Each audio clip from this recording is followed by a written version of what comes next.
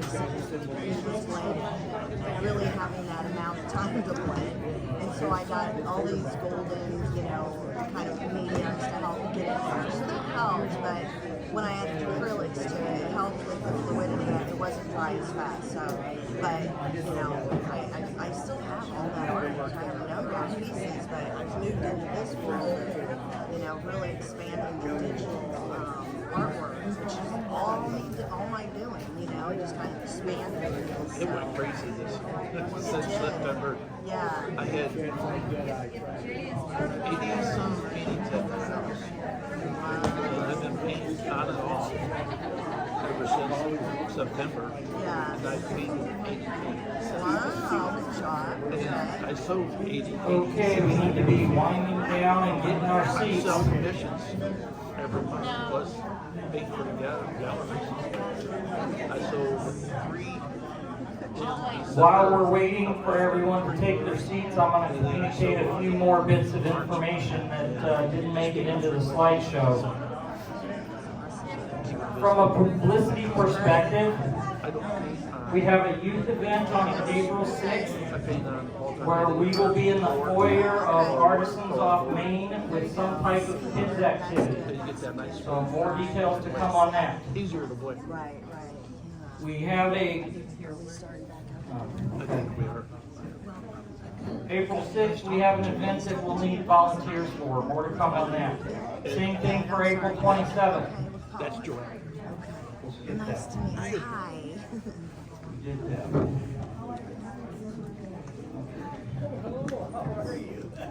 Nice to see you.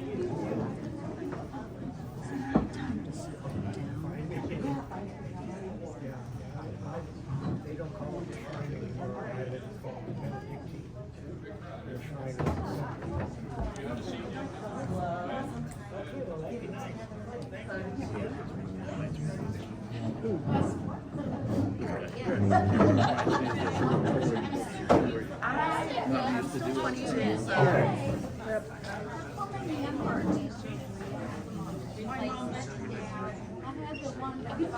Okay.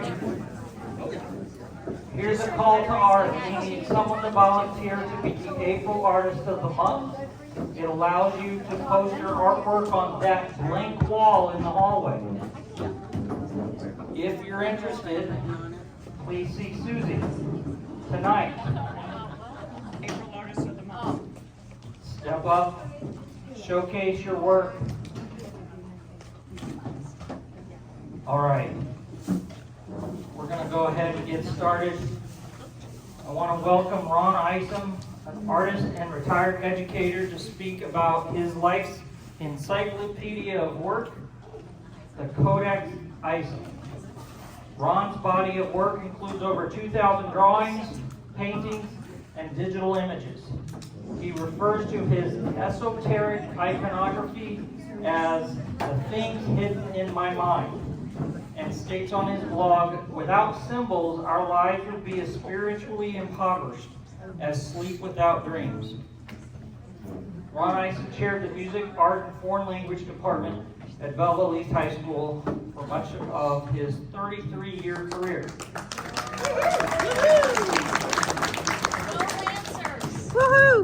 He also taught drawing at Southwestern Illinois College, and operated a used bookstore and art studio in downtown Belleville. Visit Isom Symbolic Art for more information and images by Ron. And now, Ron Isom. Well, we'll see how this goes. Susan Rogers is the one that kind of convinced me to do this. Hold on. Oh, you need a microphone? This can go in a pocket, and that can clip up. You need to turn yours off, or you're gonna kill us. Hello? A little higher. Hello? Hello? Okay, good. Okay, where to begin? A lot of people here I recognize, which is good. And we seem to have a contest this evening. Who is the oldest student? I think Nancy is the oldest. Yeah, so, but you know, my heyday of teaching was, I think it was during the 70s. That's kind of when I was kind of wild and young and had a lot of energy. We'll begin with where I am now. I still do the artwork. I do artwork every day. It's just something that I've done for so long. The codex that the time of my life's work is basically about 60 years old. And I first made something that I thought was meaningful back in 1962. That was kind of when I was in graduate school.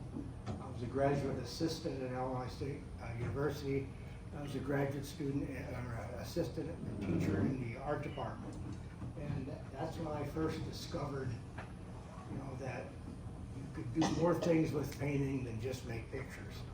And I always tell everybody I'm not an artist. And they get a little upset by that. They say, well, I'm an artist. I said, well, I'm really not an artist. In fact, I wrote a book. I won't say it's kind of not right to say I wrote it. It's just I put something together, and it's on Amazon right now. It's been on there for a few weeks, and it says on the cover of it, it says in French, it says artiste. And if you look up artiste, in a dictionary, it's something a little bit different than an artist. And artiste. Sometimes, a lot of people use that to talk about, dancers and poets and things like that. But it is something that's much more meaningful than just being an artist. So I'm always trying to find a word that describes what I do, and it's difficult. So many of the people don't like the idea when I talk about, you're not really an artist. It has more to do with being creative and how you live your life and how you process things. Art is a journey. It has nothing to do with product. There's so many teachers that all they want to do is teach somebody how to draw a horse. And I had so many young girls in my class that their parents thought they were going to be the next Picasso because they could draw a horse. And I've just never really been interested in making pictures of things. After all, everything's abstract. If you paint a picture of a tree on a painting, it's only about this big, and we know they're 50 foot tall, so you need a big sheet of paper to draw a tree. And so that's been the kind of the context of my teaching over the years. To start at the beginning, I graduated with a master's degree in 62. And I went to teach at Niles Township High School in Skokie, Illinois. That was my first teaching job. I was there 4 years. It's a very large suburban school district. There's Niles East, North, and West. And when I started up there, they closed down one of the schools. When I taught in a school that was 3 times the size of where I went to high school, at Belleville High School. And it was an eye-opening experience, because at that time, in the 60s, it was the era of do your own thing, be creative, hippies and all that sort of thing. And it really was an eye-opening experience for me. And if it had been for a lot of family tragedies, I probably would still be there. When I came to Belleville in 1966, that was the year that Belleville East opened. And at that time, we only had up to juniors. We had freshmen, sophomores, and juniors. And the first graduating class would have been in 67. And that was an eye-opening experience as well, because I came to a school that was a brand new art department. There was nothing really there. And when I started at East, I had an art class in a building that was not the art department. They didn't have the equipment in yet, so I had to teach in a regular classroom. And I started out that year, and I think about that all the time, is that's the way you should learn how to teach art. No materials. And a whole bunch of kids just sitting at regular school desks. And so I took them on treasure hunts. We went out and picked up styrofoam and pieces of metal anything we could find around the campus, and that was our materials. So I basically taught for the first semester with zero budget. I didn't have anything. All we had was what we could find and make things out of it. So it was a very good experience. You should all do that sometime. Throw all your art materials away. You know, get rid of them. Yeah, don't buy any more of that prepared stuff. I have a lot of slides, I shouldn't say slides, now they're actual digital images now. And some of the first paintings that I did, I guess you can guess what it was with. It was tempera paint, because that's what you used to buy, these big jars of tempera paint. And I would just paint with tempera paint, just with the kids. And I didn't use canvas. I bought, they called it 3/16" wallboard. We bought it from Lacey Lumber Company. It comes in 4x8 foot sheets. It's just a kind of paper product. And I got that, I got some house paint from Lacey's, and you know, we painted white on them, we painted with acrylic paint on it. And I told the kids, I said, well, we want to make sure that the water doesn't wash this away, so we use Elmer's glue to seal it up. And so I told everybody I was using acrylic. Well, that's what acrylic is. It's tempera paint with Elmer's glue. So you can get rid of your tempera paint. All you need is a big jar of Elmer's glue and some paint. And that's what I use. I dump all Elmer's glue down, dump the paint in, paint with that. Yeah. That's the beginning. That's how I began my artwork. It was always like that. And I never did buy anything that was particularly valuable. I taught ceramics when I first started to teach. And I made so many pots, I can't hardly remember how many I made, but I was making pottery day and night. And I don't have one piece of it left. I gave it all away. You have one? Oh, Nancy has one, okay. And you have one too? Yeah. Oh, there you go. Glad you showed up tonight. Yeah. But I gave most of my artwork away. I had this thing when I was teaching, and some of you remember, anything I made in the classroom, that wasn't mine, that was the school district's. And I gave it away. And so I continued to do that as the years went by, until I ran into some gallery owners that told me that was the wrong thing for me to do. I have to protect my prices, and I never have done that. If somebody wants one of my works, I remember they'd come visit me at my house, and they'd say, oh, I like that painting. I said, well, take it. And I surprised one person, a 4x6 foot painting was in my living room, and I guess they were just making conversation.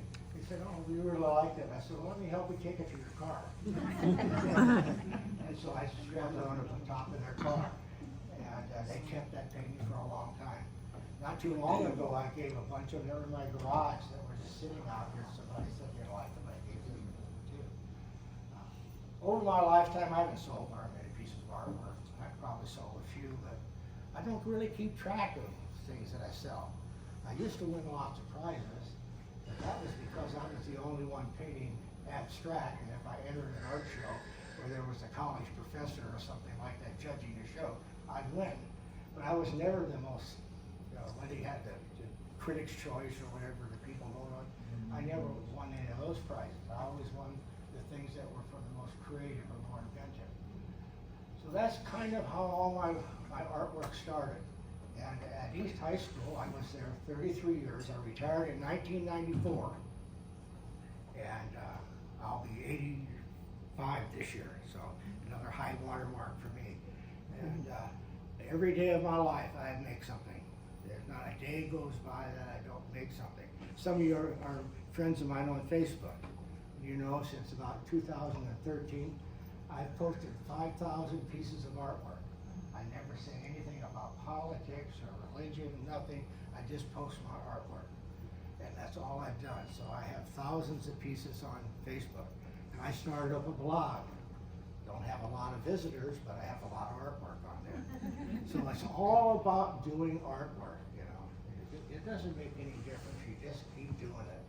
And the students always complain. I said, well, I had a box of artwork I used to show them.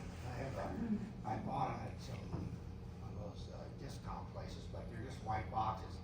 And it holds about somewhere up to 500 sheets of typing paper. And I have 130 of those boxes with that many pictures in it. And I took one of the boxes with me, and they would say something. I said, well, how many have you done today? And I would start laying them out. And I go down the whole classroom, just fill a whole floor of those boxes. said, well, that's just this year. And I said, I got more to match this. So it's all about doing the work. It has nothing to do with anything else. You don't particularly need a teacher, but you need a teacher for one thing. You need a teacher for motivation. That's what you need a teacher for. And I also say I'm an artist because I'm an art educator. That's what I study. That's where my salary comes from. Every month I get a check from Illinois State Teachers Retirement. That's who pays me. If I was living off my paintings, I would be able to live. I mean, I just didn't make enough money. And if you think about it, it's kind of hard to make money as an artist. If you're going to make $50,000 a year, which is not even that much by today's standards, and you're going to sell your paintings for $200 or $300, you're going to be making a lot of paintings. That doesn't include framing them and taking them out to art shows and getting publicity. It's very difficult to make your life as an artist. So I think you ought to just get over the idea of being an artist. It's just not worth the effort. I don't bother myself with it anymore at all. I just make stuff. And I don't even know what it is sometimes. And sometimes I take an artwork that I made 20 years ago and I'll take and cut it up and make a collage out of it. All it is about is producing the artwork. When I started the codex, the word codex is an interesting term. A codex, some of you might be familiar with like the Mayan codex. It explains everything about the Mayan art. It's kind of in a code. And that's what my work is. My work's in a code. I love codes. Somebody just mentioned a minute ago about Carl Jung. I'm a real fan of Carl Jung. I'm a fan of anything that has to do with the symbolic representation of the world around us. And you can really read my paintings if you have studied and you have the ability to search things. You can find things in there. I post a lot online and everybody's telling me, oh, I know what that one means, and they actually search through it and try to find some meaning in it. And that's part of the game. Art's like magic. It's a magic trick, and all you have to do is come up with some kind of an idea that people have to search for, to look for. I look at your paintings that you have here. There's a couple of them are very nice. And I used to teach a lot of adult classes. I taught at the junior college for 30 years. I taught 7 to 9:45 at night school for all those years. Back when it used to be at the Cathedral High School in Belleville, that's where my first classes were. And I used to always tell the students, they a lot of realistic painting. I said, well, put something in it that shows that people are around. They'd have a nice landscape or a nice still life. They'd have a vase and all of it. And a piece of bread. I said, well, take a bite out of the bread. You get the rest of it. No, I didn't draw that. Show that there's something else going on. A lot of artists put little flies or something in their work. But put something in there to get people to kind of think about it a little bit. You can take almost any of your paintings here. Like, I have some that I made as a joke where I copied a bee and I would take the bee and trim it on stuff, So I have one that I do a lot of artwork. I take giant insects and put them in the painting as well. But take a flower, just a little tiny little bugs, dots on Ladybug. ladybug. Yeah, put a ladybug on it. Do things like that. Try to bring some of that to your own artwork. Get a little bit of imagination rather than just paint a picture of someone. Put something in there that people can relate to.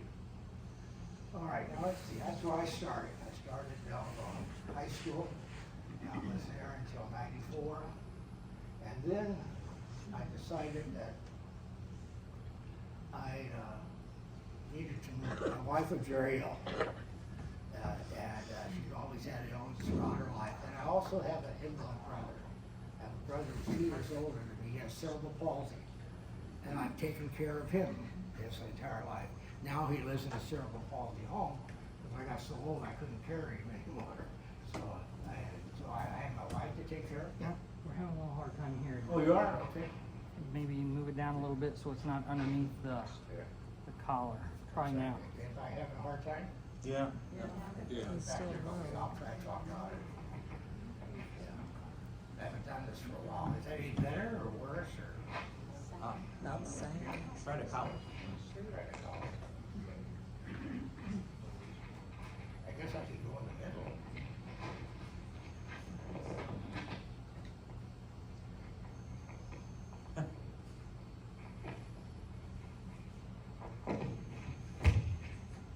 Hello?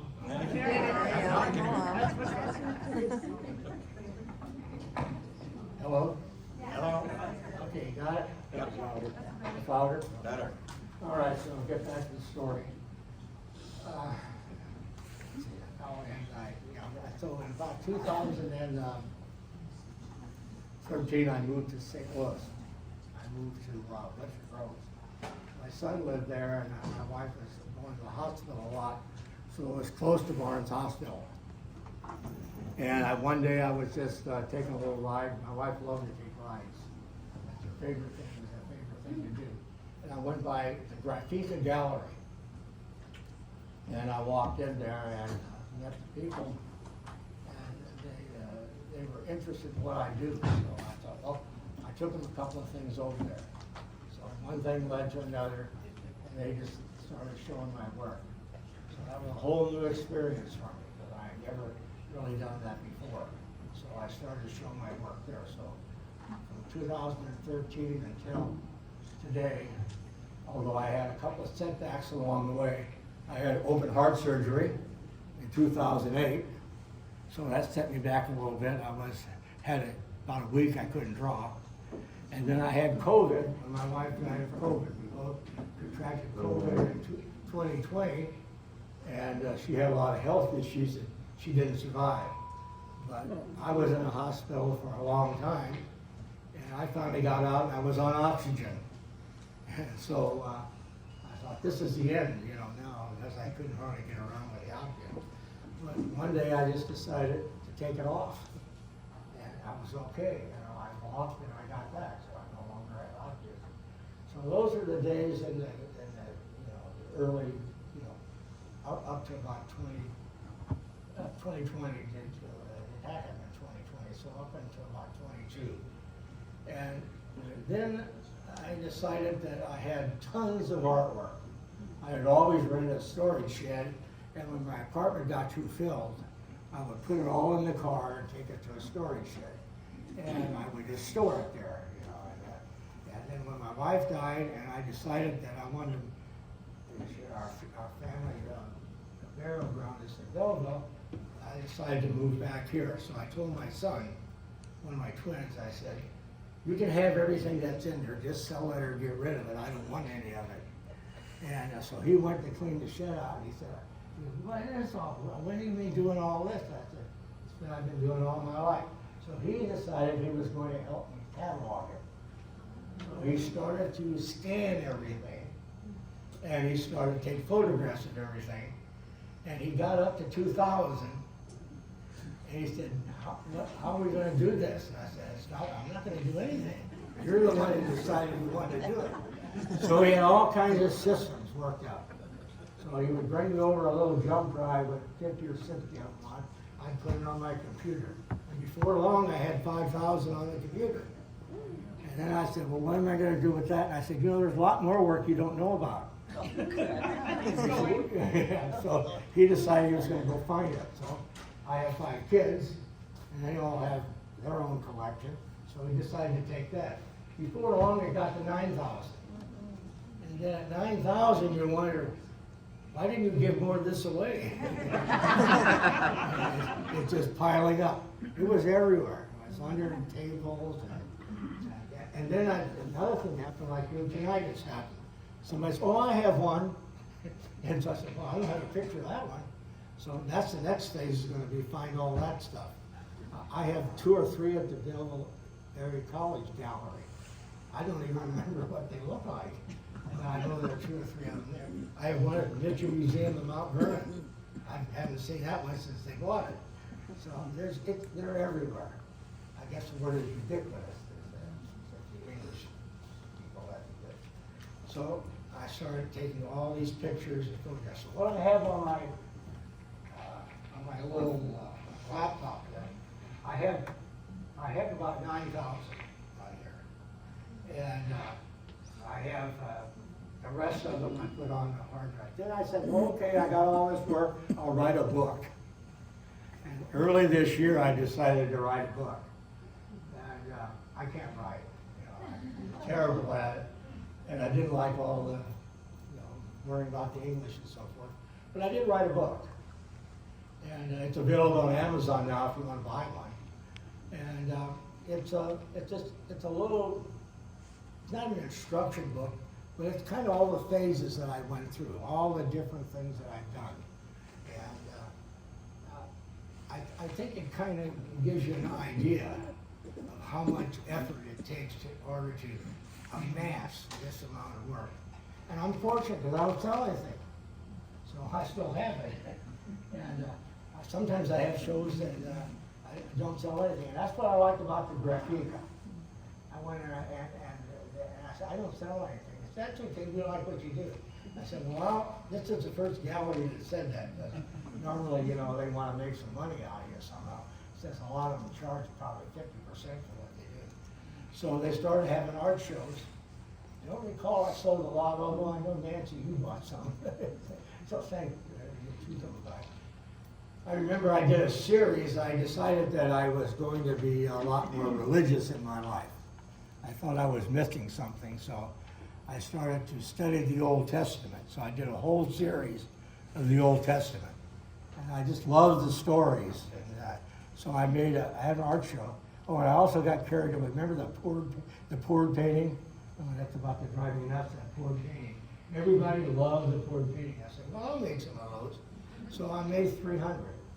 And I did them all in my apartment. I had them laying everywhere. And so then I had an art show, and that was on my 80th birthday. I had an art show, and I put all those poured paintings up. You remember the show? And in one corner, I had all these religious paintings. Nobody bought the religious paintings. There. And so I have all those. And so I sold a lot of the poured paintings. But I didn't want to do the poured paintings like everybody else. I wanted to try to do something different. So I did the same pouring technique, except I got carried away. I used WD-40 and, you know, all kinds of stuff to put in the paint. And there for a while, anything I could find, I used this soap and alcohol and, you know, mouthwash. And one I did with Alka-Seltzer. So I tried everything I could find. I went to the cabinet and I just all the salt and pepper and garlic, you know, put it in the paint and see all the things that it would do. And I just laid them out. Then I went back with a felt tip pen and I drew inside the felt, put little things in little bolts and little stuff in it. So I have all those too. And I didn't sell any of those. So that's the last kind of thing that I did. That was when I was 8. And I think, then of course my wife died, and when I was dating, and things kind of slowed down. And then one day, you came to the shrine, and you did a demonstration, and I went to visit. And she mentioned to me, she said, well, would you like to talk to the group and so forth? And I hadn't done it for so long. It used to be something I did all the time. So she kind of got me back to the idea. I didn't realize anybody cared what I was doing anymore. But and I still have my friends on Facebook that follow me. And I have my website that people follow me. And I have lots of followers. And I have a lot of students, a lot of former students that are now artists, which is quite an honor, I think, to have that. So that's kind of where it all ended. That's where I am now. I decided to take all this work. I made a book. And I'll see if I can sell it, which I probably won't. So I went ahead and ordered a bunch of copies so I can give away. So it looks like I have some people buying my book. So I'll get some, put them in the trunk of my car, you know, and just leave them different places. So. Oh, I forgot about one of my experimentations. Do you know anything about art cards? Yeah. You know, mail art. I was in a mail art for a long time too, where I would draw on cards and things and mail them off. And a friend of mine had an art show at a hotel. I forget what hotel it was. He rented a room in a motel someplace in Chicago, and he asked everybody to send him artwork, and he laid it all on the bed, took a picture of it, and said, "We got a picture of our artwork on a bed in a hotel in Chicago." So I forgot about that show. So I made cards, and then I thought, well, what am I going to do with all these cards? I made hundreds, and so I decided to take the cards, and every time I went to a store, Shop and Save, or Walmart, I would take a handful of them and I'd stick it and stuff. So I went to Walmart. Where'd you stick them? Yeah. In between boxes. Yeah. Oh, okay. So that's how I got rid of those cards. And, I still have those. I make them in little packets of 500. I bought some little quiet business cards, and I had 500 in a box. I remember when somebody said, "Oh, I want to have those," so I mailed it to them. So they have them. So that's what I do with that stuff. I get an idea, and I just manufacture this stuff. That's okay. So that takes you up to date. Yeah. One thing you haven't mentioned is some of the cool 3D furniture. Oh, yeah, I white, forgot about that. White jacket. Yeah, I can talk about that. The clothes, I do a lot of clothes, yeah. Yeah, I started that, the first one I did was like a Eton style jacket, I got it at Goodwill. And I drew on it, and somebody said that was a good idea, so I started drawing clothing. And people would send me things to draw on. I had one, a graffiti, a lady runs a place. She had a pair of shoes, and she sent me, she got the shoes. She was going to go to a party, so I drew on her shoes for her. That started many years ago. I had an art show where I painted on the students.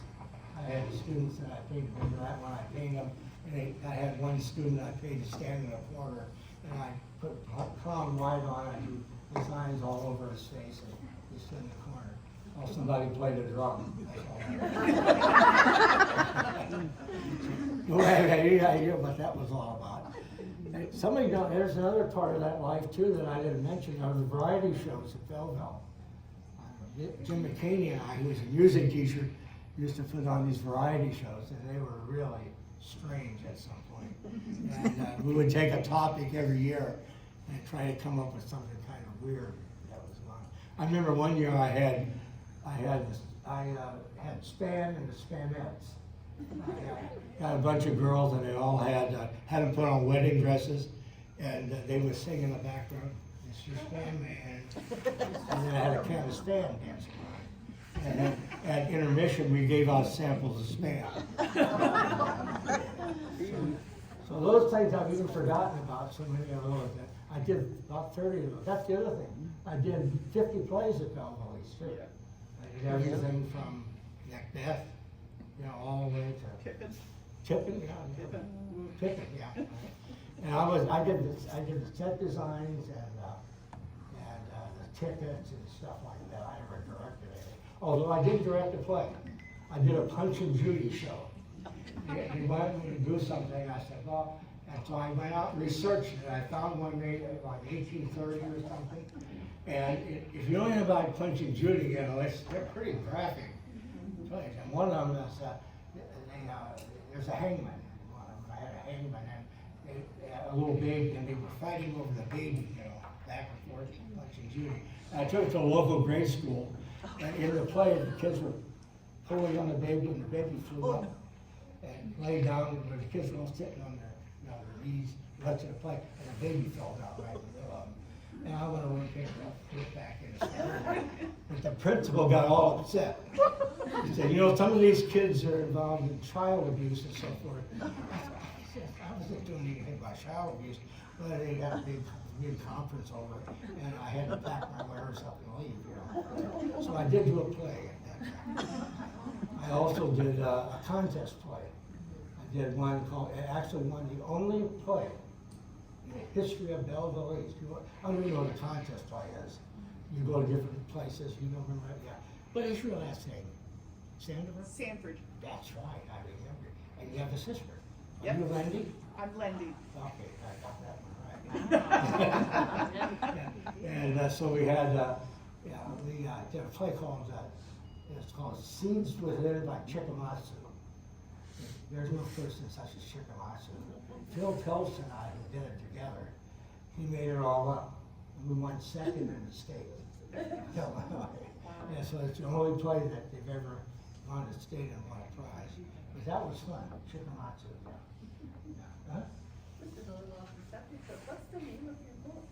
So it's called Codex Isom. Codex. Isom, C-O-D-E-X, yeah. And it also says that the lives of artists in French, and it gives dates from 1962 to 2000. Thank you. Okay, now as far as the artwork, I'll show you some things that I do and what I use to do them. I don't use any traditional methods at all. I don't do acrylic paintings like acrylic paintings. I never have done an oil painting. I think that's a waste of energy most of the time. This painting here, it kind of called a painting. I guess I should draw it. And all that is Posca pen. You know what Posca pen is? Posca pens are real popular now in Europe. And it's acrylic, you can buy kinds you fill up, but it's just acrylic paint that's in a pen. And that's what I do. I never sketch. I don't put anything down, I just start. I start at the middle or top, as I start up here. No pre-sketching of any kind. All the thoughts, are just as they come out. And in this one, I probably would, start in the middle and just keep working my way out, from the center of it. And I just keep continually drawing over and over and over. And to the point now where I don't even have to think about it. It's all kind of automatic. But the Posca pens are really very nice, and they got all kinds of, nice colors that you can use. You have a little trouble if you want to shade and, do some real sophisticated things, but I don't bother with that. The other thing I use all the time are Sharpie pens. When I first started to do this, when I first went to Belleville East, I used to buy all those Pentel rolling writers. I always liked the rolling writer pens, and I used those. When I was in college, I used Pro Quill, kind of dip in the ink, and I used those. So I've always made black and white drawings. I very seldom would add color. It's only recently that the color has come into it. And this one, for instance, these are done with the Sharpie pen, and they're done the same way. I start at one spot, and I just sort of fill the whole thing in. And I keep subdividing one space after another, and they get more and more complex. But they all contain symbolic things. A lot of them have boats in them, which is a symbol for journey. So some of them are pretty obvious. There are a lot of 3s, 5s, 7s, and 9s.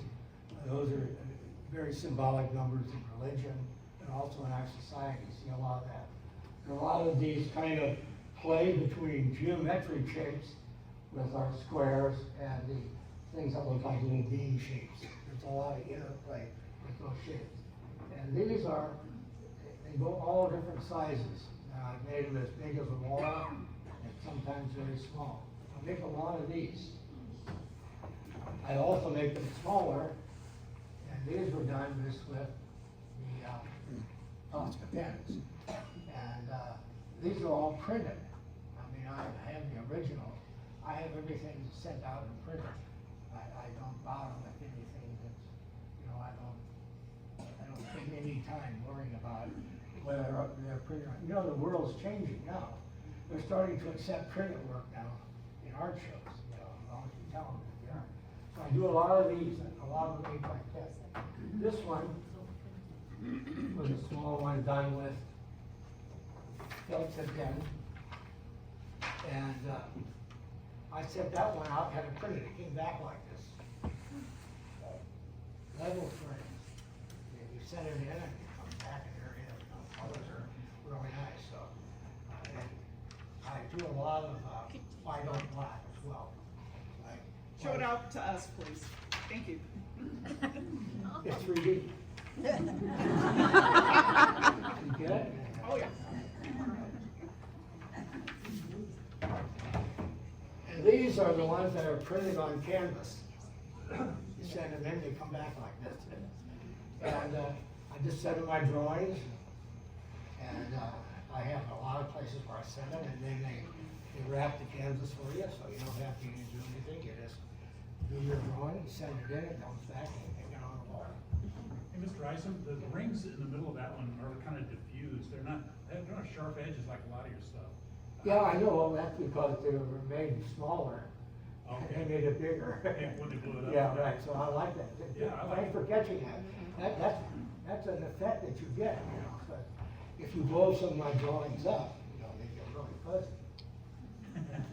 And this is one that's similar kind of thing. In this case, I just brought this one along because I'm very fascinated by the letters of DNA. And I'm fascinated by ones and zeros, which are computer code. So there's a lot of coding things that are in here. I include a lot of times alpha and beta, you know, on religious symbols. Hey, Ron, Yeah. open the message. Got 10 minutes left. I Just can- 10 minutes. Well, this is the same way it was printed, and it's just a drawing that I did, and I just, I made a guinea pig of it, the same thing. So that's kind of my hobby right now. I have no idea, I don't think I'll ever sell any of these. So. And when I was in hospital for COVID, I did this one. I did sell some of these. This is my COVID experience. The nurse that was in a hospital over bars, she said she heard that I like to draw, so she bought me a drawing pad. Thank She you. bought me a drawing pad and she gave me some pens. So I sat in the hospital bed while I was recovering, and I made these. And, you know, they have words and things that have to do with the COVID and things that I was feeling and so forth.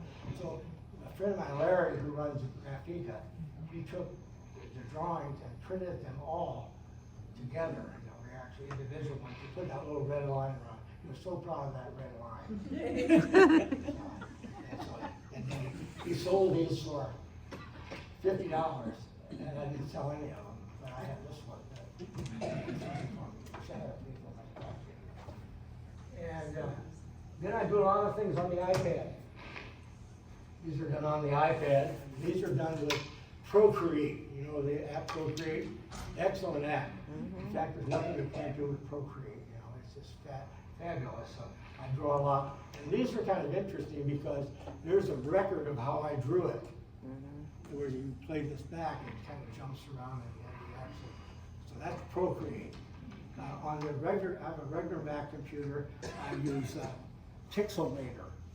So my apps are on a regular Mac, Pixelmator, and on the iPad, it's Procreate.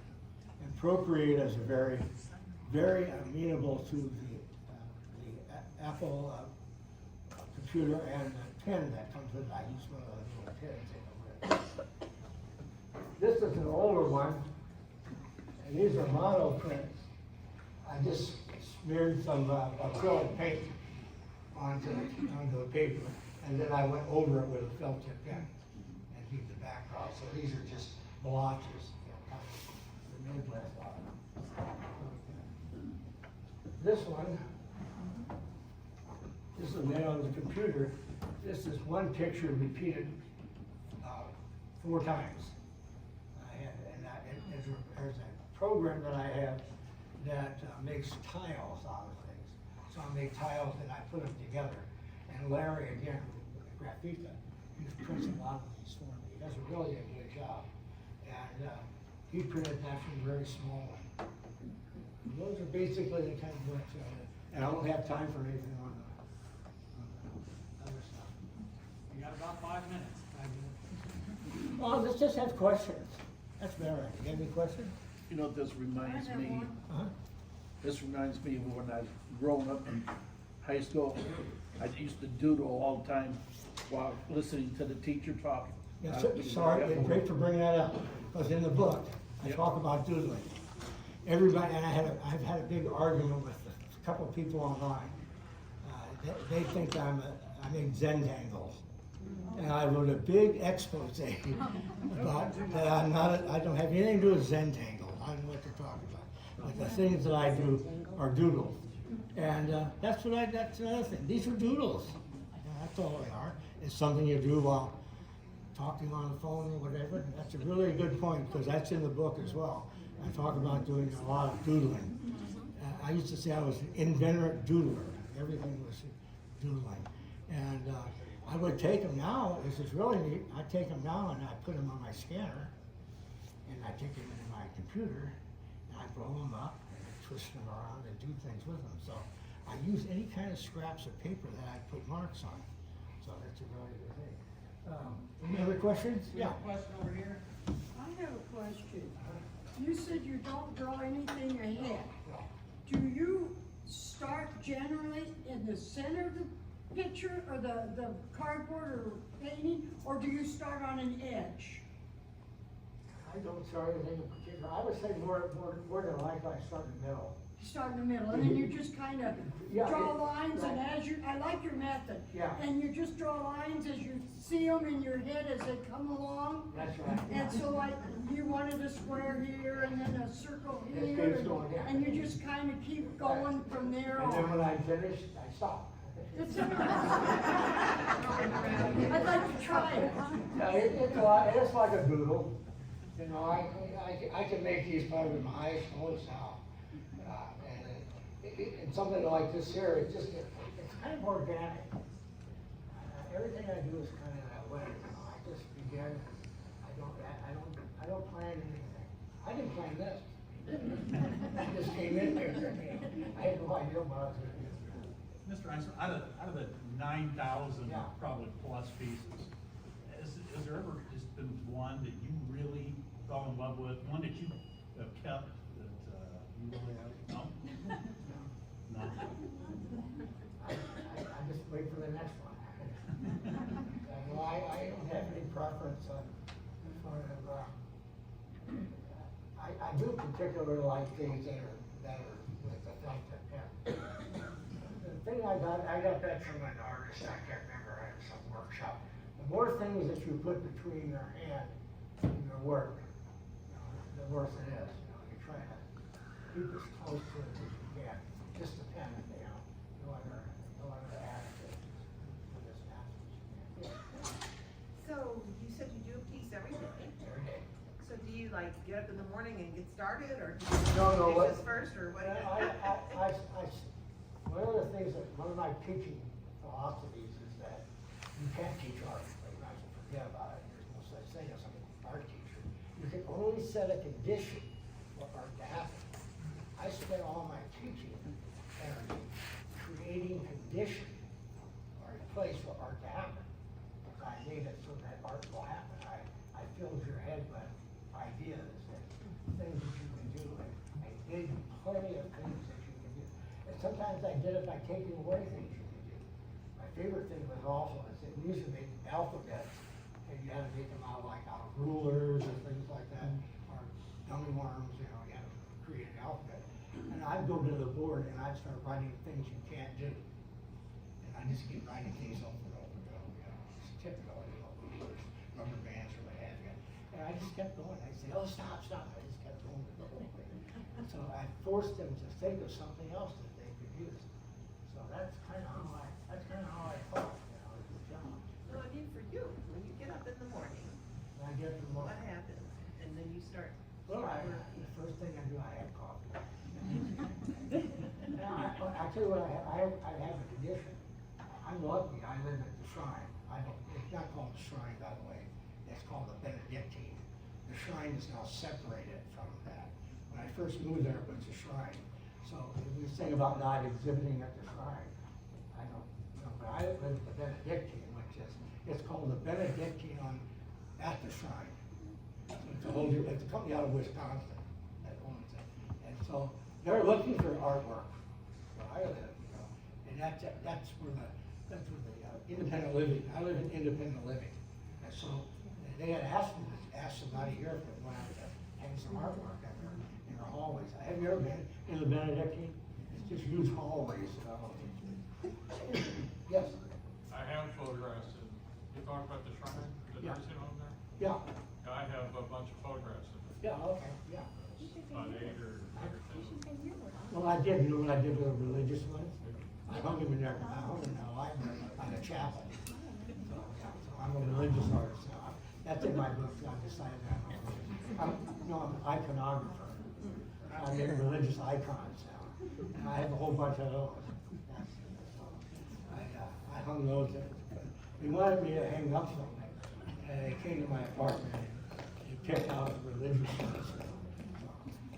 I've become a bit of a religious person myself since I got there. So I find a lot of fascination in the Catholic Church for symbolism. I mean, everything is symbolic there. And so that has kind of feeds my imagination. Any other questions? Okay, thank you very much.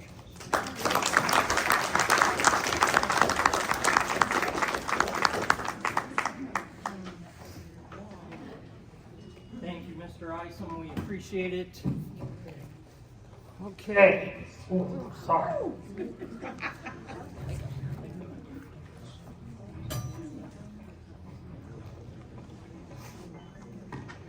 Well, while Mr. Isom was doing his presentation, fabulous things happened. We had a new member arrive, brought us another piece of art that we'll talk about in a bit, but also brought us some photos and newsprint about the formation of this guild, because her father was Carl Rikas. okay, and he was one of the people who helped create this guild. So take a few minutes and come by and take a look at that. And what was your name again, ma'am? I'm Marion Nichols, and I was a snowflakey lady at the City Museum for 24 years. Anyone? City Museum, you said? City Museum at St. Louis? Yes, okay. Very good. Well, we welcome you. She joined this evening, and we're glad to have this information, so take a look at it and introduce yourself to Marion. Let's see. We got to do 50-50 drawing, and then the art awards, And critique. and Attendance. attendance prize. Where's all this stuff?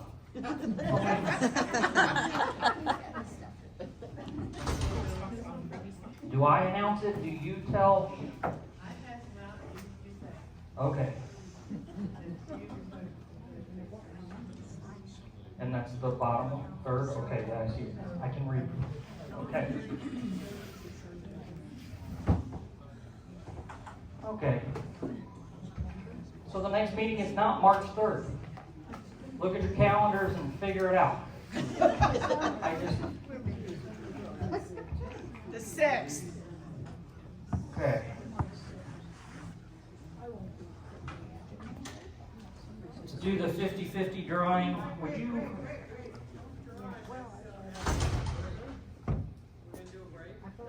No, we already did the break.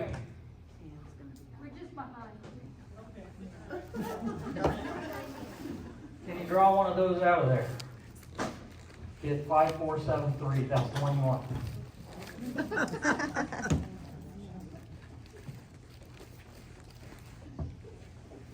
Okay. 760216. Oh, shoot. Yeah, that's the one. Sharon. That's what I wanted. Very good. All right. David, what's our numbers? Okay, our number for tonight is 49. Okay, 1 to 49. 1 to 49. You're a visitor. I am. Pick a number between 1 and 49. 32. 32.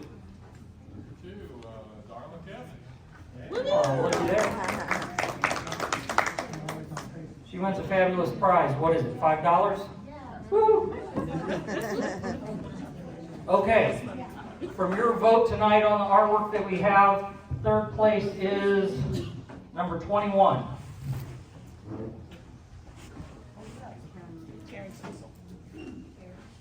Karen Ramon.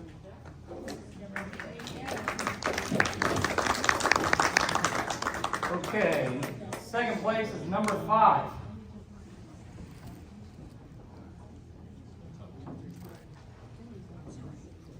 Which one is that? Number 5, is that yours, Kim? Oh, I think that's mine.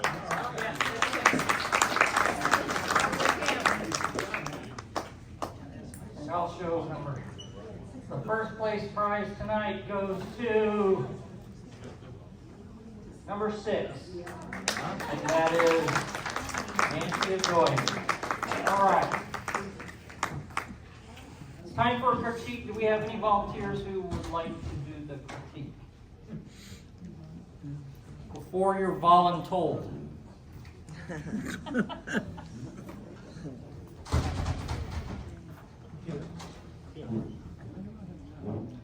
Peggy? Where'd Mike go?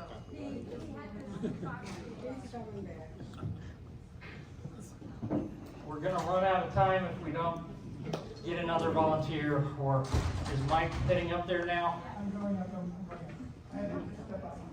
I'm going up. While they're getting started, remember we have GEAG After Dark. Tonight we're going to Tavern on Main. Last month we had about 11 people showed up. We had a great time just chatting, so you're more than welcome to attend. Beverages are on you. Okay?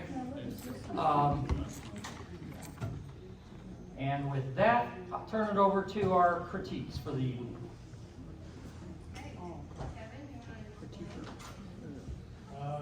It is a substructure made of plaster and gauze material. The heads are made out of plastic that I molded around it. It was a plaster, it was molded to be the shape. And then I had to learn how to bake frogs. Well, it's so cool because it's textural, it's conversational, it's colorful, it's 3D, it's everything. And the frame is added great, it's beautiful. I like it. I don't For know. sale. Yeah. It's good too that the horizon line isn't dead center. I don't know, overall good composition too, and like, contrasting colors, the blues and the oranges and stuff, complementary, so, very good. What's it called? Yeah. It's called Keep Talking. Keep talking, and the little eye pieces are. They're common of some sort, out of the center, Well, it's nice, I like the way the house turned out. We consulted about We it. did talk about it. So, it turned out really good. Good job. Whose piece is this? Oh, Ian's? It's not mine. Oh. A friend sent that, and she writes children's books, and she illustrates the books. And so she sent that to be critiqued. Oh. And so if you have comments, if you want to pass them to me, she just wanted to know what people thought of it. I think it's going to be the cover of her new book. So that's the story behind that one. I like the composition of it, and the coloring. It's kind of playful. Cheerful. Yeah. Cheerful, they make nice book cover. The tail is swirly, it's kind of cute. Very nice. Anyone else have any comments? Okay.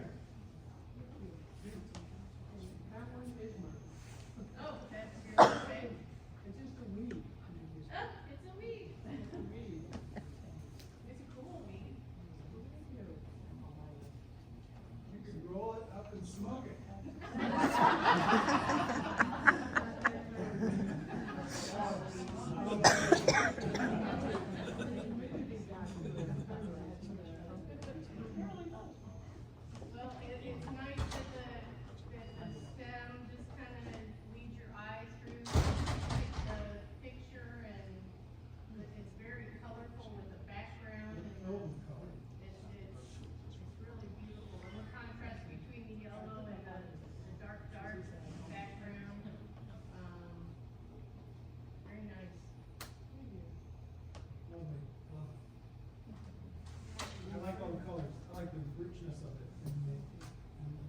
dark and light.